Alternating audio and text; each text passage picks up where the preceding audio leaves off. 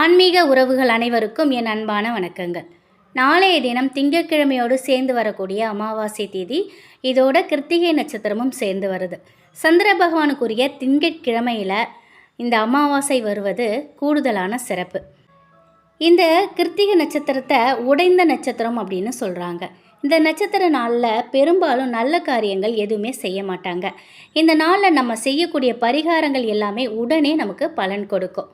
கிருத்திகை நட்சத்திரம் கூர்மையாக சிகப்பு நிறத்தில் வேல் போல் அமைஞ்சிருக்கும்.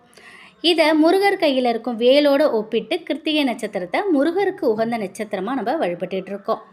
கிருத்திகை நட்சத்திரம் நெருப்புக்கு உரிய நட்சத்திரங்கிறதுனால இந்த நாளில் சூரிய பகவானுக்கும் அதீத சக்தி இருக்குது. சூரியன் சந்திரன் இந்த நாளில் ஒட்டுமொத்த கிரக சூழ்நிலையும் கூடி வருது. இந்த நாளில் கட்டாயம் நம்ம செய்ய வேண்டிய வழிபாடு முறைகள் பற்றியும் பரிகார முறைகளை பற்றியும் தான் நம்ம இந்த பதிவில் தெரிஞ்சுக்க போகிறோம். இந்த நாளில் நீங்கள் எந்த பரிகாரத்தை செய்தாலும் என்ன வேண்டுதல் வைத்தாலும் அதுக்கு முழு பலன் கொடுக்கும்.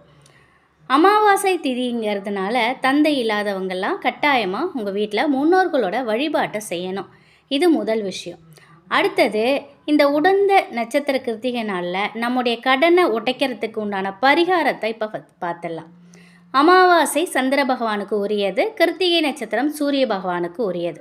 அதனால் இந்த நாளில் சூரிய கிரகத்துக்கு உகந்த கோதுமை, சந்திரனுக்கு உகந்த பச்சரிசி, இந்த 2 பொருட்களை தானம் செய்வது அதீத பலனை கொடுக்கும்.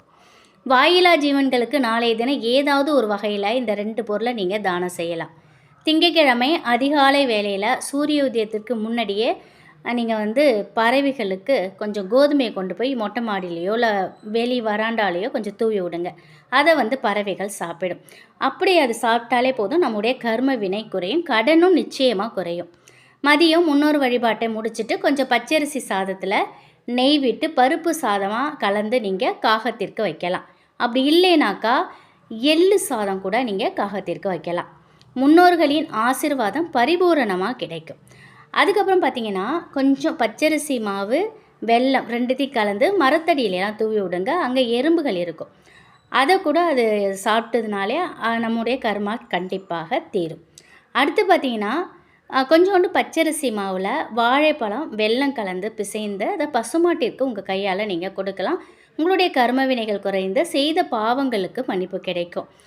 இன்னும் சொல்லப்போனால் இந்த எள்ளு புண்ணாக்கு இருக்குது பார்த்திங்களா, அதை கூட உங்களால் முடிந்தால் ஒரு கிலோவா அல்லது 2 கிலோ உங்களால் முடிந்து தான், அதை உங்களை வசதியை பார்த்துக்கோங்க. இல்லைன்னா உங்கள்கிட்ட எவ்வளோ இருக்கோ கொஞ்சமாவது வாங்கி ஒரு கைப்பிடி அளவாவது வாங்கி பசுமாட்டிற்கு அந்த எள்ளு புண்ணாக்கு கொடுப்பது இன்னும் கூடுதல் சிறப்பு. நம்ம செய்த பாவங்களுக்கெல்லாம் மன்னிப்பு கிடைத்து கடன் சுமைகள் படிப்படியாக குறைய துவங்கும். கடனும் கர்ம வினையும் குறைஞ்சிட்டாலே மகாலட்சுமி தாயார் நம்ம வீடு தேடி வருவாங்க. லட்சமாக என்ன கோடியாக நம்ம வீட்டில் பணம் கொட்டினாலும் ஆச்சரியப்படுறதுக்கு இல்லை. நாளைய தினம் அமாவாசை கிருத்திகை, பசுவுக்கும் காக்கைக்கும் நீங்கள் உங்களால் முடிந்த பொருட்களை தானம் செய்யுங்க. அதுவும் அமாவாசை தேதிங்கிறதுனால பசுமாட்டிற்கு எள்ளு புண்ணாக்கு வாங்கி கொடுப்பது ரொம்பவே சிறப்பான ஒன்று. வெற்றி கிடைக்கணும், சொந்த வீடு கட்டணும், கடன் சுமையிலேருந்து வெளிவரணும், குழந்தை பாக்கியம் வேணும், கணவன் மனைவி ஒற்றுமையாக இருக்கணும், குடும்பத்தில் சந்தோஷம் வேணும், இப்படி நம்மளை சுற்றி எல்லாமே நல்லது நடக்கணும் அப்படின்னா நம்ம வணங்க வேண்டிய கடவுள் முருகப்பெருமான். நாளைய தினம் வைகாசி மாதத்தின் கிருத்திகை நட்சத்திரம் சேர்ந்து வருது அமாவாசையில். மறக்காமல் நாளைய தினத்தில் வீட்டில் வேல் இருந்தால் வேலுக்கு அபிஷேகம் செய்து விளக்கேற்றி வைத்து வழிபாடு செய்யுங்க. சிறப்பான பலன் கண்டிப்பாக கிடைக்கும். முருகப்பெருமானுக்குரிய வெற்றிலை தீபத்தை கூட நாளைய தினம் இங்கே ஏற்றலாம். மிக மிக சிறப்பான பலனை உங்களுக்கு பெற்றுக் கொடுக்கும். வெற்றிலை தீபம் வெற்றியை மட்டும் உங்களுக்கு கொடுக்கும் அப்படிங்கிறது நம்பிக்கை. 6 வெற்றிலை எடுத்துக்கோங்க. அதற்கு மஞ்சள் குங்குமம் வைத்து அதன் மேலே ஒரு அகல் விளக்கு வைத்து முருகப்பெருமானை நினைச்சு இந்த தீபத்தை ஏற்றுங்க. முடியாதவங்க வருத்தப்படாதீங்க. உங்கள் வீட்டில் சாதாரணமாக ஏற்றக்கூடிய விளக்கை கூட நீங்கள் ஏற்றி குலதெய்வத்தையும் முருகப்பெருமானையும் மனதார பிரார்த்தனை பண்ணிக்கோங்க. ஓம் ஸ்ரீம் சம் சரவண பவாய நமக. ஓம் ஸ்ரீம் சம் சரவண பவாய நமக. இந்த மூல மந்திரத்தை 108 முறை சொல்லுங்கள். முருகா எனக்கு வெற்றி கிடைக்கணுங்கிற பிரார்த்தனை வைங்க. வாழ்க்கையில் இருக்கக்கூடிய கஷ்டம்லாம் நீங்கி முருகப்பெருமான் உங்களுக்கு வெற்றியை கொடுப்பாங்க. அதில் எந்த சந்தேகமும் கிடையாது.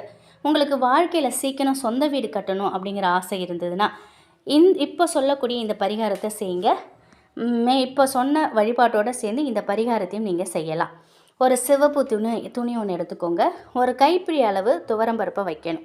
சிவப்பு நிற அரளி இருக்கு இல்லையா, அரளிப்பூ, அதையும் இதில் வச்சு சின்ன முடிச்சா கட்டி அந்த முடிச்ச முருகப்பெருமானோட பாதத்தில் வச்சுருங்க. முருகா, எனக்கு சீக்கிரம் சொந்த வீடு கட்டணும், பாக்கியத்தை கொடு அப்படின்னு பிரார்த்தனை பண்ணிக்கோங்க. 3 நாள் கழித்து இந்த முடிச்சு எடுத்து துவரம்பருப்பை எடுத்து நீங்கள் பசுமாட்டிற்கு கொடுத்துருங்க.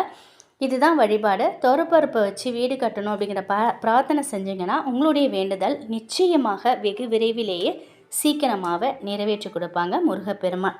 உங்கள் வீட்டு பக்கத்தில் ஏதாவது ஒரு அனாதை ஆசிரமமோ அல்லது முதியோர் இல்லமோ இருந்ததுன்னா உங்களால் முடிந்த அளவு துவரம்பருப்பை நீங்கள் தானம் கொடுக்கலாம். நாளைய தினம் கூட கையோட இந்த தானத்தை கொடுக்கலாம். உங்களால் என்ன முடியுதோ அதை நீங்கள் செய்யுங்க. நம்ம நிறையா கொடுக்கணுங்கிறதுக்காக கடன் வாங்கி எதுவுமே செய்யக்கூடாது. நம்ம வீட்டில் இருக்கிற பொருட்களை வச்சு நம்ம கொடுக்கலாம். அப்படி உங்களால் கொடுக்குற அளவுக்கு இல்லைன்னாலும் நம்ம வீட்டில் நம்ம சாம்பாருக்குன்னு இருக்கும், சாம்பார் வைக்கிறதுக்கு நம்ம துவரம்பருப்பு வச்சுருப்போம், அதில் 1 ஸ்பூன் எடுத்து நீங்கள் பறவைகளுக்கு தானமாக கொடுங்க. அதுவே பெரிய விஷயம். நம்மகிட்ட என்ன இருக்கோ அதை தான் நம்ம செய்யணும் இல்லையா. நாளைய தினம் கிருத்திகை நட்சத்திரம், முருகப்பெருமானுக்குரியது, அமாவாசை திதி. இப்படி அற்புதம் வாய்ந்த சோமவார நாள், அற்புதமான நன்னாளிலே நாளைய தினம் தான தர்மங்கள் மறக்காமல் உங்களால் முடிந்ததை நீங்கள் செய்யுங்க. வாழ்க்கையில் உங்களுக்கு இருக்கக்கூடிய அனைத்து வித கர்மாவும் கடனும் கஷ்டமும் காணாமல் போகும். முழு மனதோடு செய்யுங்க, நிச்சயம் நல்லது நடக்கும். இந்த ஒரு தகவல் உங்களுக்கு பயனுள்ளதாக இருக்கும் அப்படின்னு நம்புகிறேன். நன்றி.